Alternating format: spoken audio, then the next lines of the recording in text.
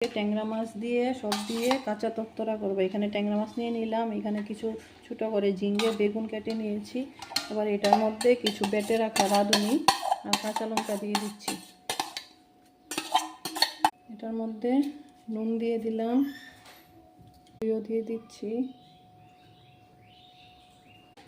এই যে মেখে নিচ্ছি। দেখুন পেঁয়াজ কেটে রেখেছি সম্বারের জন্য, কড়াইতে পেঁয়াজ দিয়ে দিচ্ছি তেলের মধ্যে। পেঁয়াজগুলি লাল হয়ে গেছে, এবার এটার মধ্যে সবজিগুলি ঢেলে দিচ্ছি। মাছটা সঙ্গে সঙ্গে সব মেখে রাখি। এবার ভালো করে নেড়ে চেড়ে নেব, নিয়ে ডিম দিয়ে ডেকে রেখে দেবো। এই দেখুন এটা হয়ে আসছে, এটাকে নেড়ে চেড়ে আন্দাজ মতো জল ঢেলে দিচ্ছি। হয়ে গেছে, এখন ঢেলে নেবো। দেখুন আমাদের সবজি একদম রেডি।